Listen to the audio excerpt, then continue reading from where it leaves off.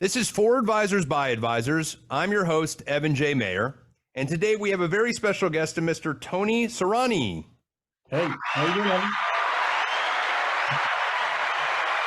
How you doing, Tony? I'm doing good, brother. Thanks for having me on the show. Tony's the CEO and publisher of Advisor Hub, a publication I've been pretty much has been my usual morning walk. I'm walking my dog, and the first two things that come up is Advisor Hub. Financial planning also comes up. And Advisor Hub, there's always the two pieces that I love, which is Advisors on the Move, and then what crazy enforcement situation took place over the week that was really interesting. Tony, you've been CEO and publisher since 2016. Tell us a little bit. Now, you've been in the business for 31 years prior to taking over Advisor Hub. I saw started at Merrill and the managing director at Morgan Stanley. Tell us a little bit about your history, how you got in the business, and then how does somebody who's in our business all of a sudden just become CEO and publisher of Advisor Hub? Good question. But, again, you grew up in Brooklyn and you were a doctor, lawyer, or Indian chief. Those are your choices. But Indian chief / Wall Street you could do. So that's how I ended up, Wall Street. I actually went to law school in New York, got a master's degree. So I'm a New York kid. Now I live in Middleburg, Virginia. And the only time I saw a horse when I was a kid, it had a cop on it. And now I got horses in the backyard kind of thing. So that was new for me. Worked at a great company called Legg Mason down here. Did start at Merrill as a broker. They lied to me at some point and told me management was going to be fun. So I gave up my book. That was a freaking mistake. Don't anybody else do that.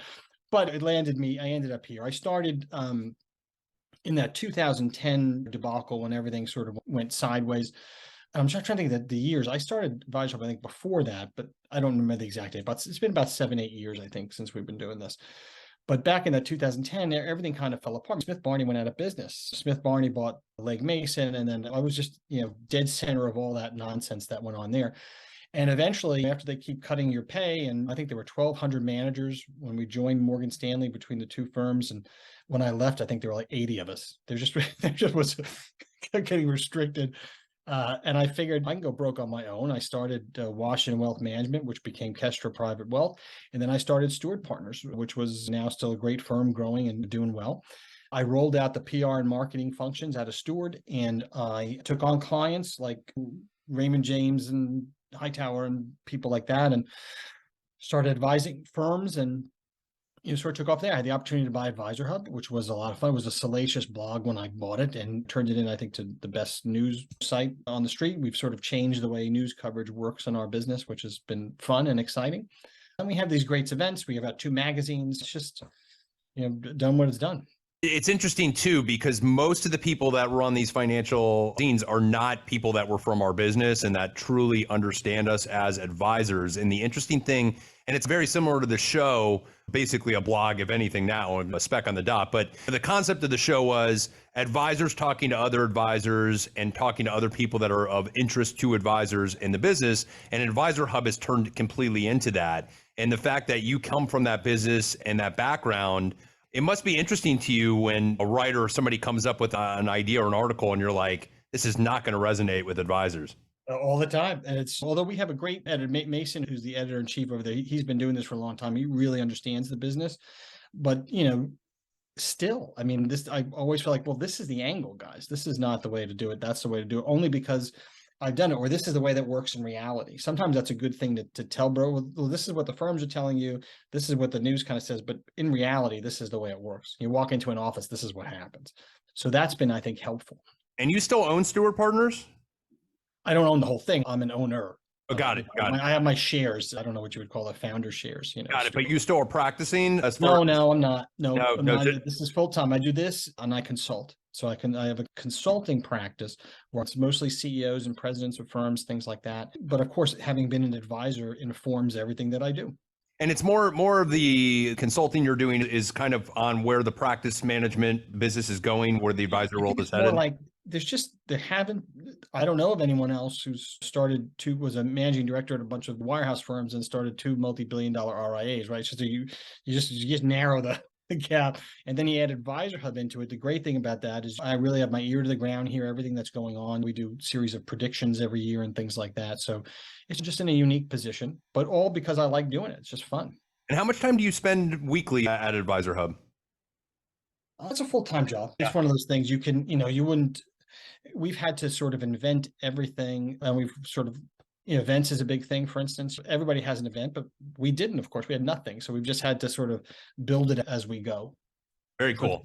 Yeah. So there's two sections I love. First of all, I get your emails. The Advisors on the Move section is always entertaining, always interesting. Even when I moved twice, I was on there twice as far as moving firms. And it's interesting. I'm like, where are they getting this information? Where are they getting my data from? But the enforcement section is always entertaining. Right. How do you find the enforcement stuff to get out there? Is it more word of mouth and then you kind of... No. Well, these, again, it's the reporters. They're really good. Miriam Rosen now is doing a lot of the enforcement stuff, and she actually has kind of a legal background, so she really understands it. So all the credit for the reporting every day goes to the reporters. I mean, they do it. If anything, I may have helped start the structure with Mason. He was one of the first employees that came on. So they've done a great job. The whole thing, it's all just the markets are, it's all fear and greed, right? You want stories that are going to either help you make more money or value your practice in some way, which the advisor moves do, or maybe we have something in there about what's going on with the markets, or fear. What did this idiot do with his corporate credit card that's going to come back and bite me? Or what stupid freaking mess did this guy get himself into? So, and also as a practical matter, we know that the folks at FINRA read it, right? They want to keep on top of what we're following and what we highlight. And I just think it makes sense if you're an advisor to keep abreast. Look, it's inside baseball, right? Yeah. It's just, I don't know if you were an advisor, this would be, some people read it and say it's fun that aren't advisors, but I don't see how if you're an advisor, it's really fun. Well, there's two aspects to it, or maybe three. One, like, what an idiot. Like, every time I read one of them, I'm like, what's going on? Two, I want to know the other side. Was there a clean side to that? Isn't salacious? And was the story blown up? And then three, I think it gets people out of our business too, that are what I call the American greed folk, right? Like the ones that should be on that show and out of our business completely. I mean, again, I think if you were from outside and you read it, be like, oh my God, there are so many advisors that are having problems. And of course, it's really not. It's a very small, percent. It's newsworthy because it's man bites dog. It's not something that happens every day, which is why it's newsworthy. But there's also a value there, I think, for financial advisors just to even see how enforcement, because sometimes there are also stories about this is unfair. Yeah. This doesn't seem right to me. Why is this guy being singled out? So I think there's that too. Yeah, absolutely. And you're right. It's anytime a non-advisor says, "Oh, I listened to your podcast," I go, this wasn't for you.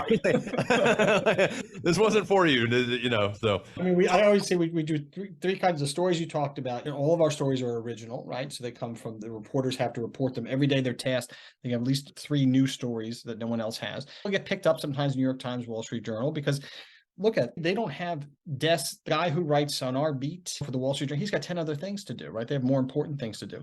And we'll write stories that get picked up and the world may care about, but we write a lot of stories like Meryl cancels Christmas with a picture of the Grinch and they don't have any more.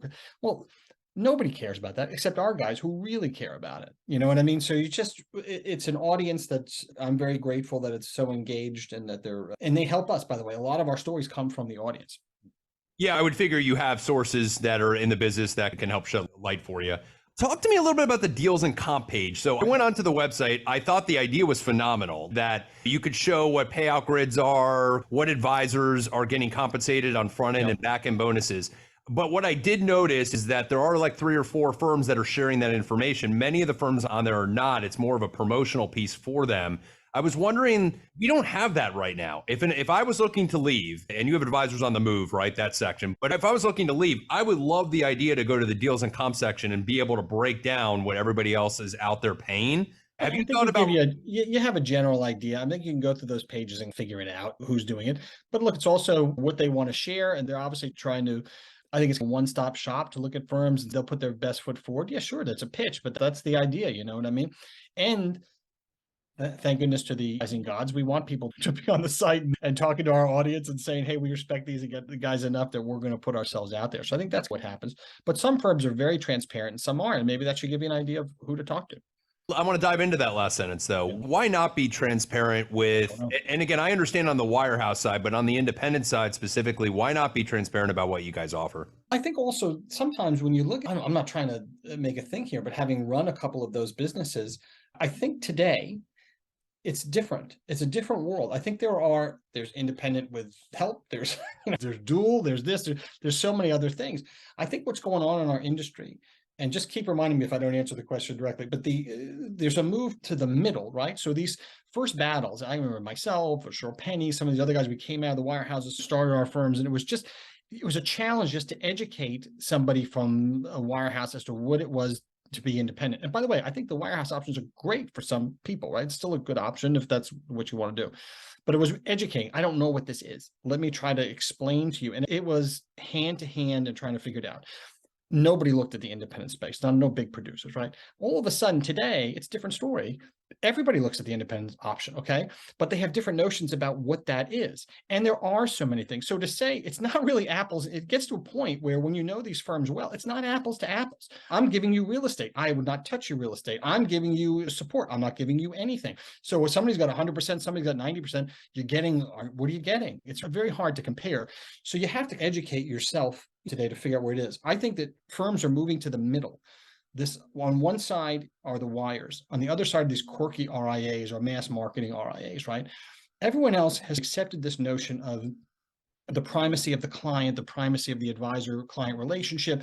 And there's a lot of, it's an ethos that's wrapped around and that's the independent ethos that we had when we first broke away from wires and said, hey, we want to respect each other. We're sick of we want better culture. So now that's here. But that middle ground is not just RIAs. I think Stiefel can make a good argument. Hey, welcome. We've been here for 20 years, right? We've always had, you own your own book, you do what you want, or Janney, or some of the great regional firms that have great culture, right? But you get to pick your flavor. And that's why it starts to get confusing today, because you say, I know what independence is, but do you really? You have an idea, but the place has shifted quite a bit. It's funny you say it too, because we've had a lot of people on this show, and there are people that truly believe that if you don't own your own ADV, then you're not independent. And if you are not a hybrid, then you have conflicts of interest. And what I've learned is that it's different strokes for different folks. Some people are completely happy on the employee side, go into their office a few hours a week, do what they should be there. There are some people who need to be there. They're disorganized, and don't lie to yourself. I mean, it's great. Figure out what you want. And that's why I'd like to put all those firms in the middle. I'm not such a believer in parceling out independent. Yes, you should know what sleeve you're in, of course, but there are a lot of flavors of ice cream. And at the end of the day, I'm not promoting any one over the other. I started Steward, like a Janney. I mean, what's the difference between your payout of Janney and your payout independent it's not that much, depending on your rent and this and that. You got to make those decisions by understanding what it is you're looking at. No, but scrolling through that list, I would absolutely suggest, if you won't, I will, that firms out there should just be transparent, or at least give a range, because I think what you're doing is that if you don't give that range and it's just a flavorful of the advertisement of the firm. I agree. Yeah, I agree. I can't make them do it though. So that's the bad news. But yeah. I agree with you. The more transparent, the better. I think it just would help me in my search too. Yeah, sure. No, I figured there's advertising issues, and you definitely can't force anybody to do anything as far as that goes. Advisors to watch, as I said, I like a lot, but something that you guys just started to do is your new advisors to watch lists. And was that new this year? Is that brand new? Yes. Okay. So in the past, our business is funny because you get into the business and you're struggling for a while, and you might be a student of the game. You might not be, you might have inherited a book. You might not be, you might have bought a book. You might not have. You get to a level of sophistication. The lists used to all be Forbes, right? Or it was Barron's, get on the top 1,200, get on that Forbes list. And if you can't get on that, you can't get on that. And it's funny, on LinkedIn lately, you'll see people going, if you're on these lists, you should not advertise that. Well, I'm going, what? No, if you get on a list, advertise it. Any promotion is good promotion, specifically positive promotion. But what I really love about your list, and full disclosure, I'm on your list. I don't even know if you know that, but I got put on the list. And that we did not connect from that. You made a comment on Jackie's last name, Wilkie. Wilkie's podcast. You had liked it, and I saw that you were the CEO of Advisor Home. I'm like, I love the magazine. I want to see if I can get him on, and I messaged you. That's how we connected, by the way. Okay, good. Full disclosure. But no, but I'm on your list. But I didn't. First of all, I didn't know how I got on the list. But what I liked is that it's not just about revenue, and it's not just about assets, and it's not, and as well as I know, if you stay at a firm for 20 or 30 years, the likelihood of you having bigger assets is probably going to be a lot higher because you could. And that was the thing. All these lists look exactly the same, because if I just take assets and put it there. Look, and if I was here 20 years, our business is a pyramid scheme. I hate to say it that way, but you stick around, you inherit books, you inherit, the longer you're sitting there, then the markets maybe help you a little bit. They help you a lot, right? So the markets increase, and all of a sudden I'm sitting on $1 billion. And of course, it just gets more and more. So really you're rewarding people for either inertia or for building a book 25 years ago. Well, shit, I could have done that 25 years ago, right? So we wanted to find a way to reward people for doing the job of an advisor, which is going out, getting clients, servicing them, and growing your book. Now, look, it just so happens that a lot of the people on the list are also billion-dollar producers, right? But we have people that aren't. And we also had 200 firms participate, 200. You know what I mean? So that's having the breadth and the outreach was important, having the growth. We also have a character component, which lets you put your thumb on the scale. You do charitable work and things like that. And that we just had a more diverse and inclusive list because of it. But the intent was to sort of reward people that are doing the job well, where growth was, sort of equal to assets. No surprise that a lot of them growing strongly are big books. That's okay. But it was also a lot of, smaller type, not small, but you know what I mean? You had to have 150 or whatever. There was a minimum number, but it did reward people who were sort of growing. And that's what I really liked about it. Well, if you've been in the business for 15, 20 years and you're well underneath your minimums, there's probably, you might be good at what you do, but you're just probably not a good people person. Well, there's a whole thing. Advisors tend to get fat and happy, right? At some point, and it's a good and bad thing. I don't know that I would change it, but there's a lot of advisors that's the first person with ever making money in their family or ever make. And you know what? I live in Missouri and I'm okay in Joplin, and I'm the top guy here and I'm done. I have a comfortable life. I love my clients, and that's it. Yeah, I agree with that. There's a level of revenue or assets or whatever it is where you're just kind of good where you are. You're making enough for what you do. But what I do love the fact that you're trying to compete against those big firms, and it's no longer just about assets. I do like that third component. That third component actually adds value over how much assets you actually run. When did the idea come up to do it? And was the thought, hey, we know advisors better than those magazines do. At the end of the day, we're talking to advisors. We are the advisor hub, upon the name. When did you make that decision like, hey, we want to start doing this? Yeah, we always wanted to do it. So it was just a matter of, as we're growing, look, this is where we do our podcast. I see you have a microphone and headphones. I don't have a microphone and headphones. We're just, and we do things as we can. I don't think it looks slapped together, but the fact is you got to have a certain number of employees to make that work, or else I'm doing it all. We brought on another shout out to an employee, Brendan Yetters, our new CMO, Chief of Marketing. He came over from a great organization as well. And, without him here, we couldn't have done it. So, adding him helped us the way that is. And same thing on your team, right? You build out an insurance capability and all of a sudden you can do insurance, right? Not that you didn't want to do it. What's the next step for the rankings? First year, did you look back and you go, we should have tweaked that a little bit. We should have changed that a little bit. There's a million things we could have done better and whatever. We didn't anticipate the response, I think, part of it. So we're glad. And then we have very large firms that are friends that we did it quickly so that they didn't have a chance to respond. They really want to be in it. So next year it's actually going to be 1,000 advisors to watch, only because we have the remaining huge firms in the industry want to be in there, but I'm not going to curtail the 200 that want to participate as well. So we're going to try to make it together with everybody, but we need a bigger list to do it. And then the events themselves, out of that event, we had a women's meeting at the event. And I want to tell you, fascinating. It was great. Women were terrific. And they were all big, but they were there because they were top producers. You know what I mean? We had sort of a section up. So now we're going to do a women's group meeting in New York City at the University Club, which is a fun place to do it. We're also, out of that meeting came $1 billion roundtables. We're inviting a bunch of $1 billion producers, to get together. And the reason we do that is because we have a CEO symposium, which is just CEOs. And I can't tell you, I close the doors and how much we get out of it. Who's struggling with back to work problems or back to the office or there's just so much stuff going on. And as with a $1 billion producer, you have some problems that are unique to you and your practice and how will you be seen. Women have the same, thing. It's not necessarily the best thing in the world to separate them out, but they do have stuff that they talk about, and they're so helpful to each other. So I'm looking forward to it. So that event, that one Advisors to Watch event, which was sold out. Now we need a bigger venue to get everybody, which is great. It's created a lot of positives, but it's a lot more work for us going forward. So we're hiring people to help us get it all done. Fantastic. And have you thought about a video show for Advisor Hub? Something like that once a month we can log into and... Have you seen my videos and all that I do? I have. Podcast. So that's really it. We work a little bit with 3X Equity. They do a good job of promoting, put together something we call the FA show, which uses some clips of ours. and stuff. I think there's definitely room to do it. We just don't have the staff to put together all the ideas that we want to. We're a profitable business. We're doing very well. So I think we can start making investments. We're hiring more reporters and things like that. So you'll see us continue to grow. Fantastic. And again, we were profitable before, which is how we got the good marketing guy. Now we're again. So that's how we'll just build it. I'm just trying not to be stupid in building it. No, we don't need anybody else's money.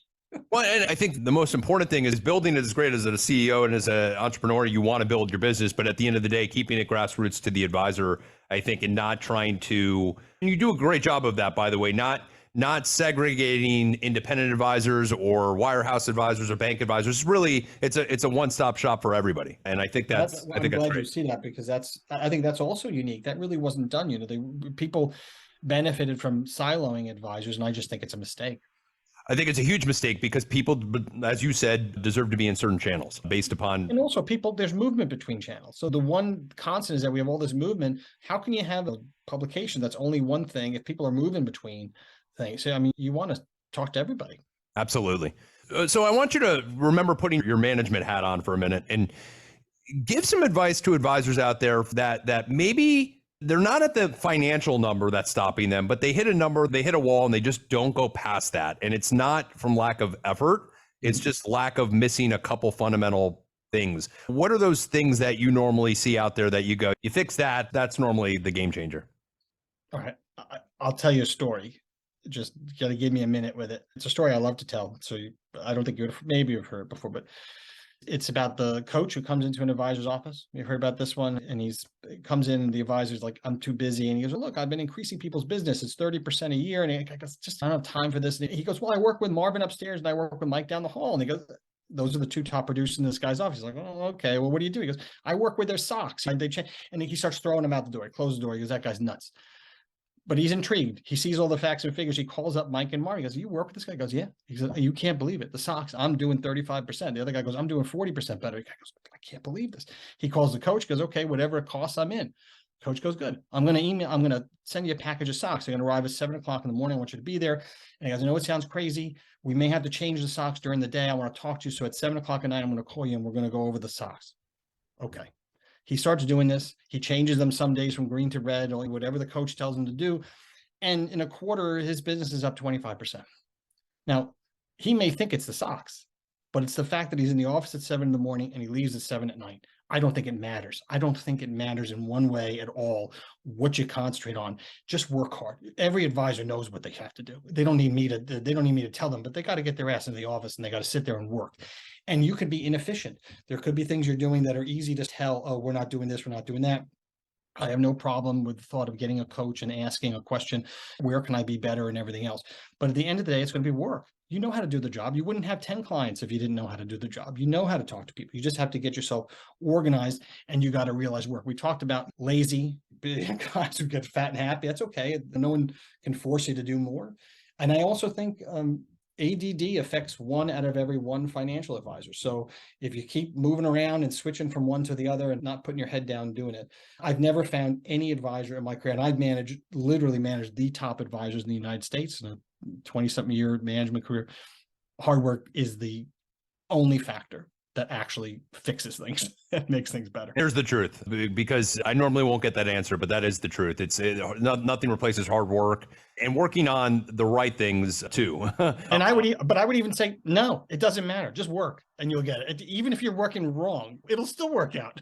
That's the beauty of this business. You're doing something stupid, keep doing it. Eventually you'll get some people to come and do your tent. I mean, it just doesn't matter. Just work hard. And then you'll see the advisors that succeed. It's just, ultimately it's their work ethic they're in there at 7:00 at night and they're in there at 7 in the morning. That's why they're doing well. And what would be, last final question here, putting your consultant role on, what's the future of financial advising? We're seeing advisors going into, I think the average advisor now is 62 years old. I think I read something like that. An amazing transition. We're talking a lot about next gen and how to get next gen. It's very different for me to talk. I'm talking to younger advisors about that. It's a different concept that I'm kind of comfortable with or used to. I guess I'm an old, young 40s guy, but where's the business in 5, 10, 20 years from now? Well, I think you hit it. The business is aging, and I'm not sure that we have an answer. And the answer is going to settle itself out. Part of it is what we talked about, that meeting in the middle and the different firms and what's important to you. I think there are some basic things changing. We could talk about this for an hour, right? What's going to happen. But I do think there are things that are coming up, but let's just stick with even the succession and the aging, because you brought that up. You can go to a lot of independent firms, but they have no succession plan for you. They have no capital to help you buy your book. They have no way to make your succession a success, right? And you can go to a firm that's a little more organized, or a regional, or a wire, and certainly the wires will take care of you. They have a program that, will work, and they'll bring teammates in. This is an age also of people not wanting to work as much. It's hard to build a team and get teammates. These are things you have to acknowledge. I think that'll work itself out a little bit as the economy has trouble. But I think the future is going to belong to those firms in the middle and those firms that get some scale. I think we can get really specific, but I think some of the time of the charismatic leader of the RIAs, of which I was one, hopefully right at the time, I think that's going to peter out. But I don't think we're at the end of our innings. We're probably in the fourth or fifth inning now, so there's still a lot of room to go. But I do think it's going to start to matter of the flavor in the middle that you pick. And a lot of you're mentioning age. As the older we get, you have to be thoughtful about who you pick and where and why. That being said, there's huge opportunity to start an RIA or work with an RIA that can sell for a huge multiple, and you still own your book and everything else, but you walk away with another $4, $5, $6 million. That wouldn't be too bad. Yeah, I mean, that's obviously the future. It's funny because, when you're on the employee channel, which I was for many years, and then you go to the independent channel, you don't know about the RIA channel. That's like a whole different world, but it's really not that different of a world. It's just nobody's ever taught it to you. And so it's new. And I've noticed even your magazine and Advisor Hub, and I noticed other financial planning type of websites and magazines are now starting to talk a lot more about RIAs. It seems to be, as you said, it's not the end. I think you're right in the middle of the game, as you said.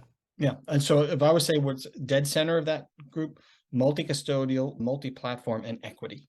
Yep. Some version of those things. And equity, by the way, doesn't have to mean you own a piece of that. It's just enterprise value that maybe you can sell your book back, or they'll buy it, or they'll succession, or you own your own book. There's a lot of ways to look at equity. Specifically for the older advisors, though, I've been offered private equity myself and backed away from it because I was just young and growing. And so why trade yourself at such a short multiple? And you said two bad words, private equity. I'm not sure that's the answer for most people, because advisors, it's like the cobbler's kids have no shoes. They don't ask the right questions. They shake hands, this sounds great. And I'm like, they don't even know that they're a different tranche. These guys are going to get out. They got to make their 20-something%, and they're not concerned about you.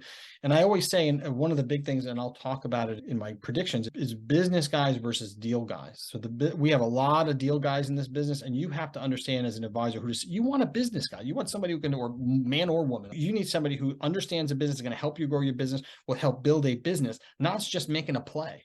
Yep. Because between when the deal is made and the next deal, you're a cog. You don't want that. You want somebody who's a business person, is going to build a business, not cobble together a bunch of stuff and sell it out from under you, because they're going to get paid first. They're not dumb. And I think the ladders, unfortunately, it's really coming into the marketplace pretty hard, and advisors really have to look out for themselves and what they're doing, because I've seen a couple of advisors already get taken advantage of, and but again, it depends on the advisor, right? It depends on. And you got to ask. Don't be afraid to ask questions. That's what we need to do. 100%. Yeah. Tony, it was a pleasure having you. If anybody does want to get a hold of you, and no, you cannot reach Tony and ask to be in the magazine, but just to say hello and comments, where should they reach you? They can reach me. I think all my info is actually on the site. I do that because I know every day I get calls from people. So calls and letters and emails. Feel free to reach out. Happy to talk.